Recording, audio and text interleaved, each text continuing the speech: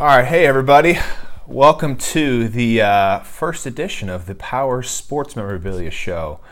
I've always wanted to do a podcast, and I'm stoked to be able to do this. I think this is so cool. I don't know about you guys, but there are some really, really good podcasts out there that give a lot of good information for people who really like to receive content this way.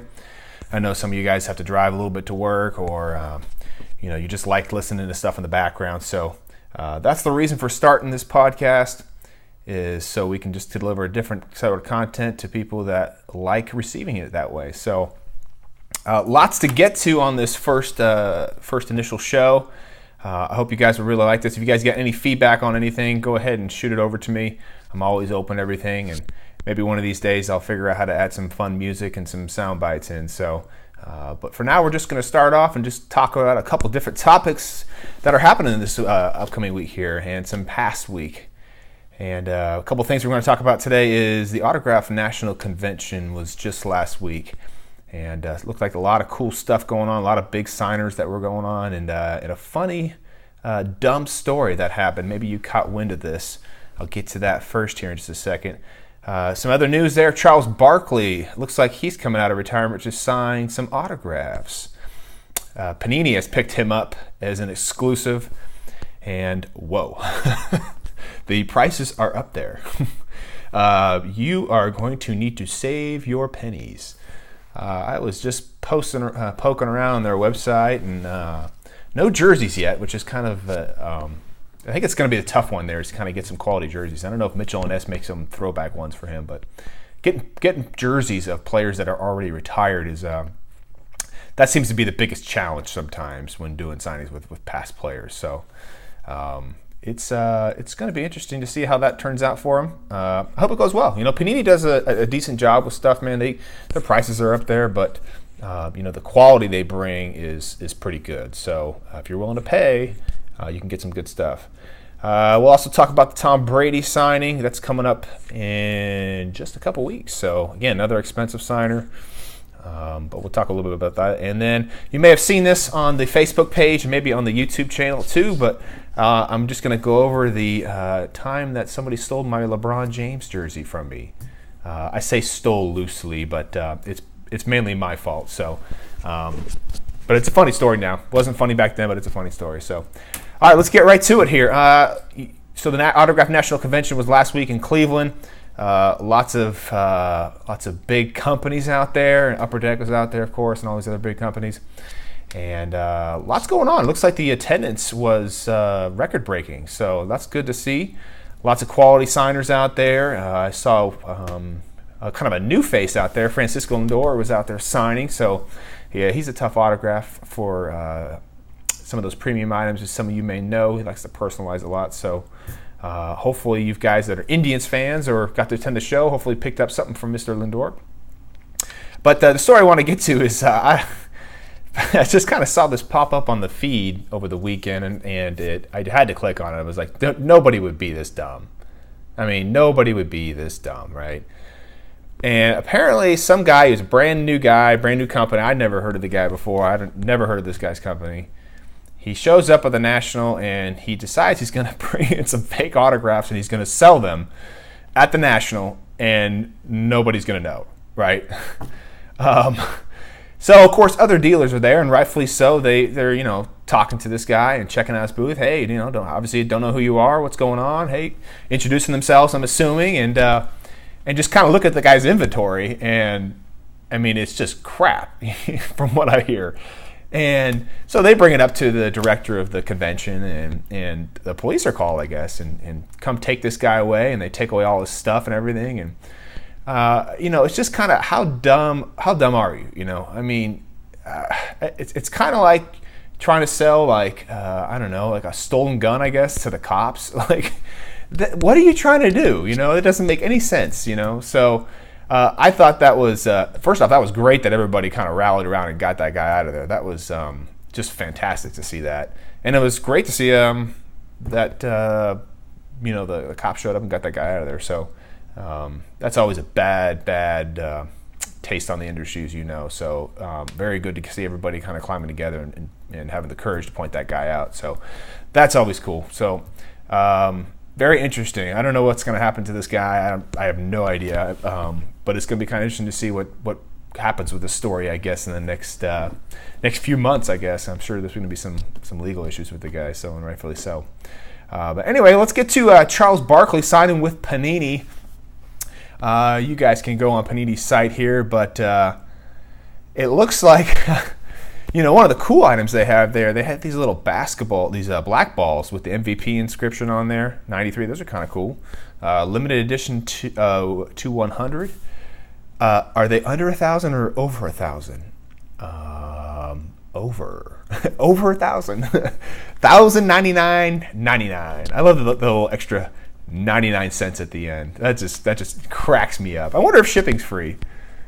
Let's see here. I wonder if they probably charge you $4.99 for shipping, maybe. Let's see here. It doesn't say. I'm not going to go that in depth into the site, but they got regular Spalding replica balls, it looks like, for the same price with the HUF 2006 inscription. So that's not bad. It's just basketballs right now. I'm sure maybe they'll get some jerseys in. So I don't know, man. I mean, for me, the price seems a little high for Charles Barkley. Barkley's kind of one of those. I mean, he's kind of a tough signer. He signs a little bit at the Golf Tough and whatnot, but he's not a easy signature, but not really an overall hard signature either. So I don't know, man. I think that's going to be a little tough to sell at that price. That's just me. But again, Panini's high end. That's what they do. So for me, if I were in your shoes and collecting autographs, I would probably wait for some reseller to buy from them wholesale and get stuck with the item and not sell it, and then he would probably just dump it on eBay or dump it on an auction site. I mean, that's probably what you're going to see happen. So you might get a good price for it at that point. You may just have to wait and be patient with it, but hey, good things happen to those who wait. So I don't know, man. The pricing seems a little high for me. So speaking of high pricing, Tom Brady, another guy. So Brady signing here in a couple weeks again with TriStar. Pricing's gone up a little bit on him. It looks like about an extra 100 or so. And Tom sells. I was kind of debating whether or not to bring in some inventory for him, and I do a couple things that are kind of unique to me, and I had some stuff that needed to get signed, so I was kind of debating whether or not to get stuff, because it's a big hefty price tag to get some stuff done. And of course I'm going to get some stuff done. I'm a sucker for Tom Brady, like I always am, and get some Michigan stuff in, some high school stuff. Have some jerseys and helmets. So Brady and I actually went to the same high school. He graduated a couple years ahead of me, so I'm always a sucker for Sarah high school stuff. That's just kind of what I love doing, and Tom, I know, loves signing it. I always hear back from the reps and saying, he loves seeing the Sarah stuff, and he's a big contributor to Sarah. He's donated so much time and money to the school, and it's just so cool to see his relationship with the school. But I'll be getting some Michigan Nike jerseys in, debating on whether or not to get an inscription on those. I don't know. I'll probably get maybe one Michigan jersey with an inscription on there. I'm kind of debating on which one, so might just do that. But Tom is just, man, it's crazy to see where the pricing is going to go with him. I can see him being an over $1,000 signature, kind of in that upper deck range with Tiger, and I don't know about Jordan, maybe up in that range eventually after he retires or something like that. But man, when he gets in the Hall of Fame, holy crap, there is going to be a run on his stuff. I mean, that getting that stuff with a Hall of Fame inscription is going to be just golden at that time. Hopefully he does pieces with multiple inscriptions on there. I think that would be kind of cool to see. I don't know if that's going to happen. Right now he's just kind of one per, and you get really limited on those. But I think it's going to be kind of cool to see how that goes for Tom when he finally does retire. But you know what? He's been pimping out all this nutrition stuff, and hopefully his body's going to hang up in there. But man, Tom is just kind of one of those guys that you're like, man, he's so expensive, it might not sell, and boom, he sells. He's always a seller. And you know what I love about the Brady signing? One of my favorite parts about the signing, and I wish more dealers would do this, is they only accept officially licensed items. No custom jerseys and stuff like that.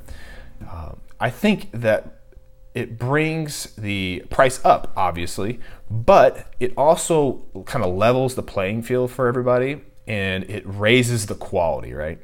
So when it levels the playing field, that means dealers and everybody's got to compete. When they compete, what happens? The price usually comes down. But also, I think for an autograph that expensive, the end customer should get the highest quality item as possible. An authentic Nike jersey is the way to go for Tom Brady. And that's just my opinion on it. I wish more dealers would do that. There's another dealer that I know that's kind of really enjoys doing that, just straight up officially licensed items. And I love that, man. That's great. If they can somehow find a way to bring down the cost of the jersey, that's the biggest hiccup, right? Is that freaking jersey is so expensive. But maybe there's a way that we can do that in the future. So let's get to the LeBron James jersey. I'm not going to go into too much depth on this one. You guys can find this on the YouTube channel. But it's but time I lost about $800-900 on this. So real quick, the story goes, I was just getting started in my business, man. I had literally just a handful of customers, not many. So I was bare bones in it. I was not making much money, had very little inventory. And one of the items that I had actually ordered for this customer was a LeBron James Upper Deck jersey. And this guy had bought it from me off eBay. And I think the price was $800-900 or something around there. Everything was going good. Cool customer. He's up in Canada, so that was kind of an interesting thing for me. And what was interesting about this whole thing was the communication with this guy was like nonstop. Like it was like 100 emails, a back and forth from this guy. He's asking for the tracking number on the product coming from Upper Deck to me, and just oddball questions throughout the whole time. So, make a long story short, I get the jersey from Upper Deck. Everything's good. Send the guy pictures and trying to over customer service him and make him feel comfortable because he's buying an expensive item from a brand new seller. And send him pictures. Hey, he loves it. Great.